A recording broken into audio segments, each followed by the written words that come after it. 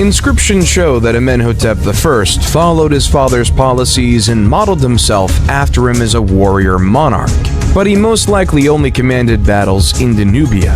There are no accounts of him conducting expeditions into Palestine or Syria, but he may have done so because those areas stayed secure during his and his successors' reigns. Thutmose I, 1520 to 1492 BCE, replaced him and immediately started wars to expand Egypt's reach.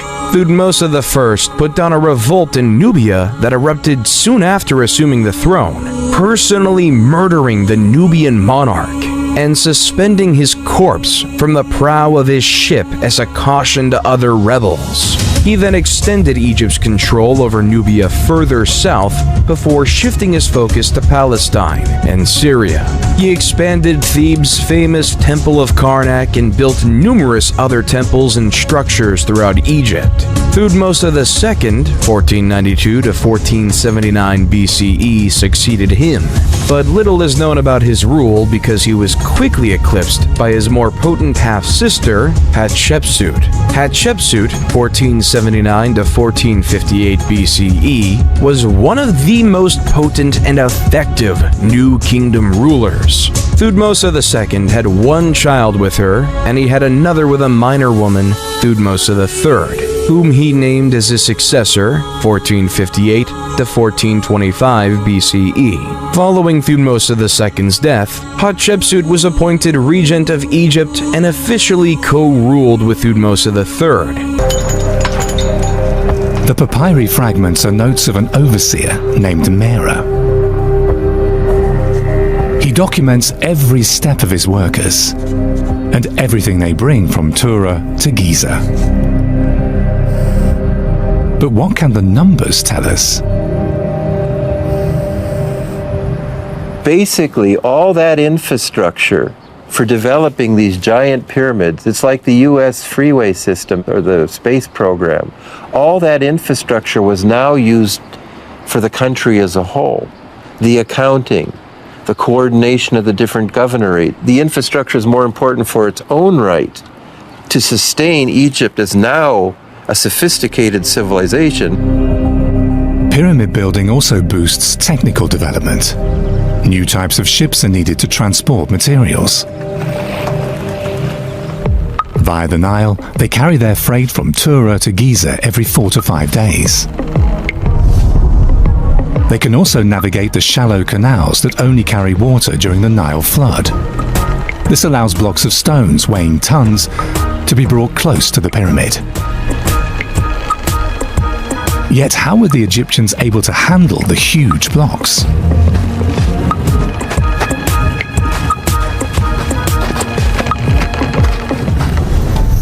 Most scholars assume ramps. However, even at a 10% gradient, a ramp to the top of the Khufu pyramid would have to stretch over more than 1 kilometer. Building such a ramp would require more material than building the pyramid itself. A spiral ramp would require less building material, but the blocks would have been difficult to maneuver around the many corners. And it would have ruled out precise measuring of the actual pyramid. To this day, experts are at loggerheads over the shape and function of the ramps.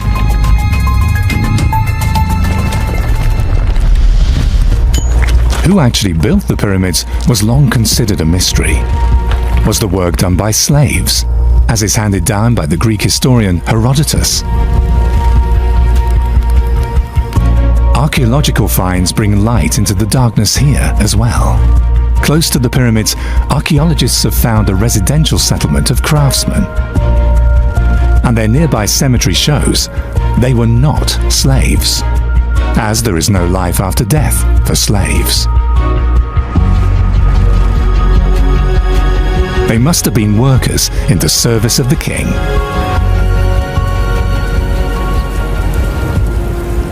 The pyramids at Giza were built as tombs for the kings. And the kings were very clever about this, because one thing that they were doing was they were getting, instead of taxes, they were getting labor. And they were doing this during a time when for 4 months of the year there was a flood. And during this time, all of the people who were farmers would not be working.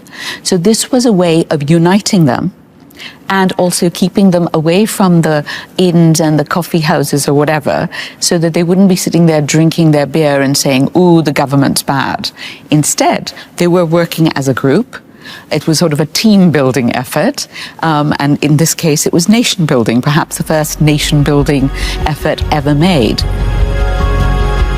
To the pharaohs, the pyramids not only ensure their survival in the afterlife, as a nationwide project, they also prevent uprisings.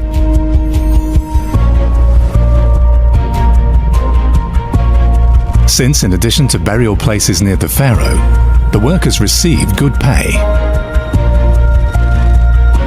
Since grain is the currency back then, they get it in the form of bread or beer, which is part of the staple diet of the ancient Egyptians.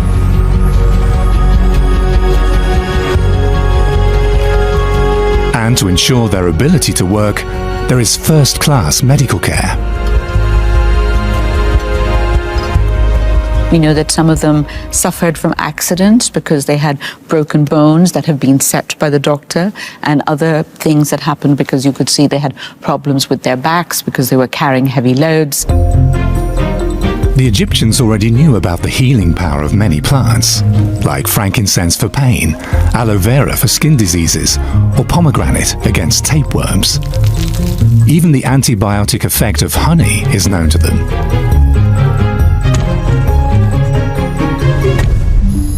Medicine in ancient Egypt is amazingly advanced. Even more than 4,000 years ago, foot reflexology is practiced here. A so-called Book of Wounds systematically describes the treatment of open wounds, broken bones, and strains. Severed limbs are replaced with elaborately crafted prostheses, like this artificial toe made of wood. Forceps, scissors, drills. A temple relief shows what may well be the first medical instruments of mankind. Amputations, treating bone fractures, and even operations of the skull are possible with them.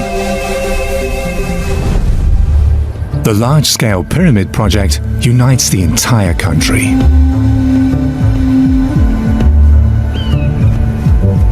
Be they rulers or workers, they are all part of a sacred hierarchy that holds the empire of the pharaohs together.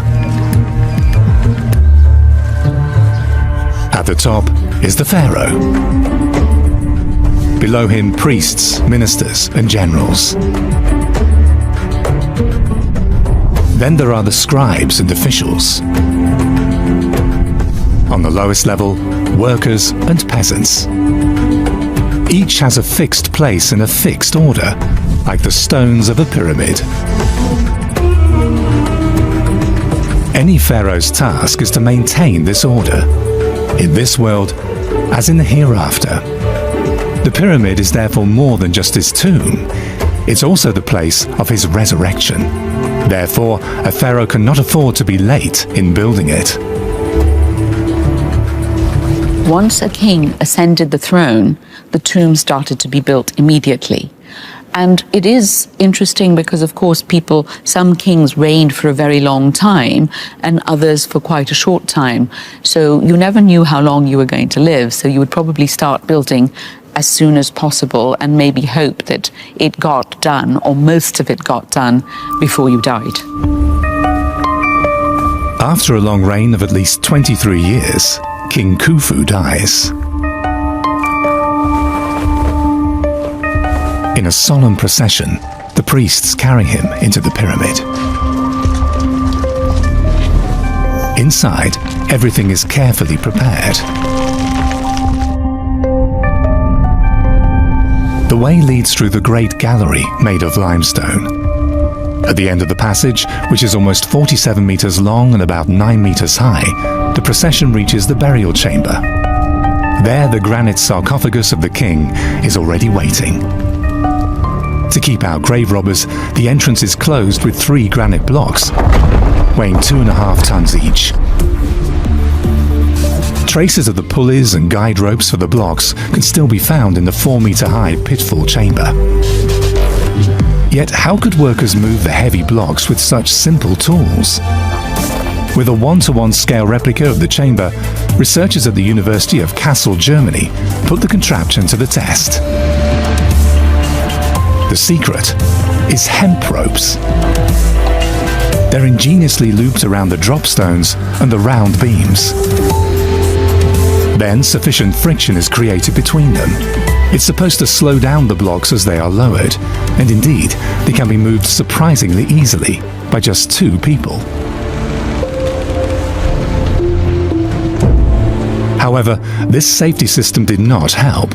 With hammer, chisel, and a lot of patience, grave robbers nevertheless succeed in penetrating the king's chamber. Once the king is laid to rest, he may begin his journey to the afterlife. The pyramid serves as a kind of stairway to heaven, as is written on the walls of the burial chambers. A stairway to heaven is erected for you.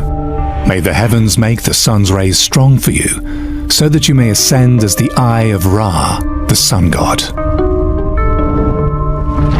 As long as the godlike ruler dwells in heaven, there will be life on earth. Such was the firm belief of the ancient Egyptians.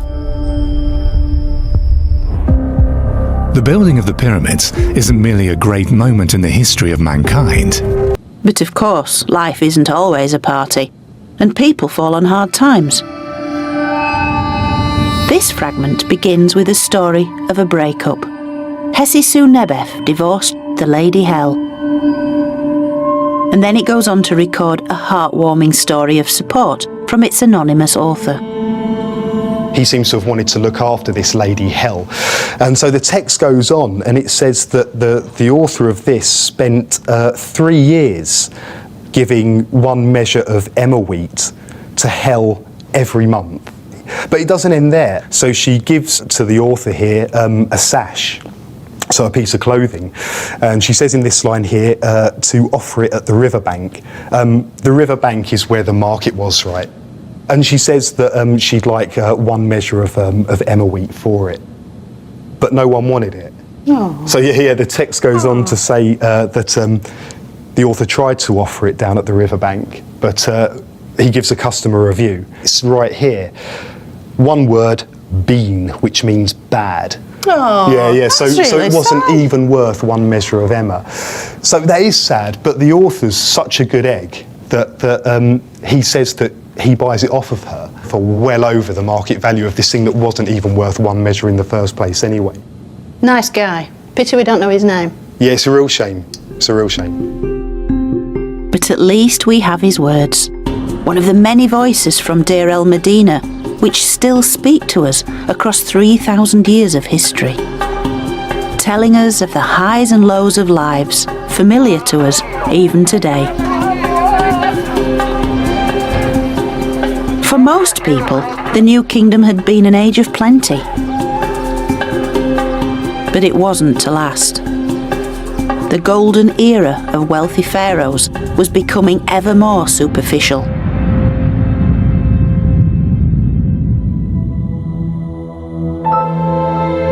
Seti's son, Ramses II, was Egypt's most prolific builder. Overspending on ever more ostentatious monuments, the best known of which was his temple at Abu Simbel. But such over-the-top building projects emptied the royal coffers, as did a series of costly foreign wars. So by the time of Ramses III, the cracks had certainly begun to appear. As inflation increased, supplies in the state granaries ran low. So the grain which formed the monthly wage rations of state employees like tomb builders and artisans was no longer paid when due. And it sparked the first recorded labour strike in history. It happened in 1155 BC, when the tomb builders began to complain that their food supplies hadn't been delivered. And when it happened again the following month, they simply downed tools, marched to the nearest temple, and shouted, "We are hungry."